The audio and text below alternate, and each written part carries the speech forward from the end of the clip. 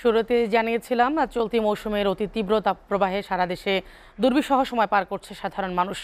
৪৪ জেলায় অতিরিক্ত আর্দ্রতা আর বাতাস কম থাকায় পরিস্থিতি ভয়াবহ রূপ নিয়েছে। সারা দেশে হিট অ্যালার্ট জারি রয়েছে। তাপপ্রবাহ নিয়ে স্বস্তির খবর নেই আবহাওয়া দপ্তরেও। এপ্রিল ও মে মাস জুড়ে এমন তাপদাহের খবর দিচ্ছে সংস্থাটি। বলা হচ্ছে আগামী ৩ দিন বাতাসে জলীয় বাষ্পের উপস্থিতি বাড়বে, ফলে গরমের তীব্রতা বৃদ্ধি পাবে। এই তাপপ্রবাহ থেকে উত্তরণ সম্ভব কালবৈশাখী ও ঝড় বৃষ্টিতে। সাজ্জাদ জাহানের প্রতিবেদনটি হাতে এসে পৌঁছেছে, চলুন দেখে নেই।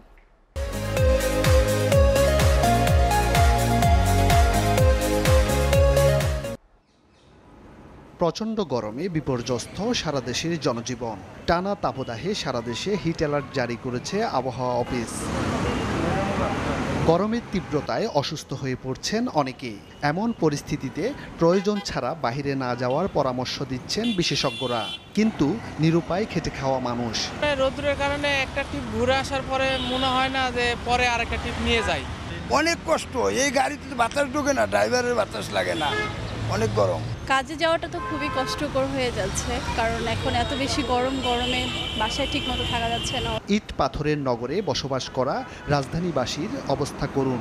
যান্ত্রিক শহর ঢাকার খেটে খাওয়া মানুষ তীব্র গরমে বের হয়ে আশ্রয় নিচ্ছেন গাছের ছায়ায়। অনেক গরম, প্রচণ্ড গরম, রাতে ঘুমানো যায় না, প্যান্ট বা ওয়াল গরম হয়ে যায়। গরমের ভিতরে কষ্ট হইলেও বেচা কিনি হইলে আর কি নিজের কাছে ভালো লাগে আর কি। স্কুল কলেজের পাশাপাশি তীব্র গরমের কারণে বিশ্ববিদ্যালয় বন্ধ দেওয়া উচিত। দাবদাহ থেকে বাঁচতে অস্বাস্থ্যকর পরিবেশে তৈরি শরবত কিংবা আখের রস পান করছেন নগরবাসী। আখের রস, আপনার ওই যে ট্যাঙ্কের শরবত, এবং 15 গ্লাস খাই ফেলেছি সকাল থেকে, তাও তৃপ্তি মিটতেছে না।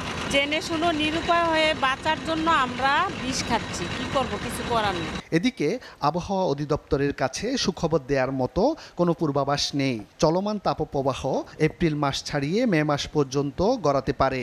3 দিনের হিট অ্যালার্ট শেষে আবারও নতুন করে একই প্রজ্ঞাপন জারির কথা জানায় আবহাওয়া অফিস। আশা করা যায় যে পুরো মাসটা জুড়ে আমাদের হিট ওয়েভ থাকতে পারে কোথাও না কোথাও। এখন দেখা যাচ্ছে যে রংপুর এবং চট্টগ্রাম ডিভিশনে অনেকাংশে নাই। যেহেতু আমাদের দেশের বাইরের যে রাজ্যগুলো আছে, বিশেষ করে পশ্চিমাংশে ইন্ডিয়ার যে রাজ্যগুলো আছে, সেখানে বৃষ্টির সম্ভাবনা কম, আমাদের অভ্যন্তরেও বৃষ্টির সম্ভাবনা কম। তাই সেই থেকে আমরা আশা করতে পারি কিংবা ধারণা করতে পারি যে চলমান তাপপ্রবাহ এপ্রিল জুড়ে বইতে পারে সারা দেশে। তাপমাত্রা যাই হোক না কেন, তীব্র গরমে বাতাসে জলীয় বাষ্পের আধিক্যের কারণে উপকূলীয় অঞ্চলে অস্বস্তি বেশি থাকবে বলে জানান এই আবহাওয়াবিদ। কোনো একটা জায়গায় হঠাৎ করে একটু বৃষ্টি দিয়ে গেল, বৃষ্টি মানে কি পানি ঝরে গেল, বাতার সাথে কিছু জলীয় অংশ বেশি দেখা যায় তখন, কারণ কি ওই জায়গায় বৃষ্টি হয়েছে, ওই জলীয় অংশ তখন আধিক্য ওইখানে দেখা যায়। আর একটা জিনিস হলো বাতাসটা কোন দিক থেকে আসছে সেটাও দেখতে হবে আমাদের এই সময় বেশিরভাগ সময় বাতাস আসে পশ্চিমা বাতাস, যেটা ড্রাই শুষ্ক বাতাস, যেখানে জলীয় অংশের পরিমাণ খুব কম। কালবৈশাখী ঝড় কিংবা ঝড় বৃষ্টি ছাড়া গরমের এই তীব্রতা থেকে রেহাই পাওয়া সম্ভব নয়। মডেল অনুসারে পূর্বাভাস অনুসারে যে বৃষ্টিটা দেখি সেটা আপাতত তার সাথে তেমন একটা নাই, শুধু সামান্য একটু বেশি সম্ভাবনা সিলেট ডিভিশনে প্রত্যেকটা দিন, এছাড়া সারা দেশে অন্য কোথাও বৃষ্টি তেমন একটা সম্ভাবনা নাই। সাজ্জাদ জাহান, এসএ টিভি, ঢাকা।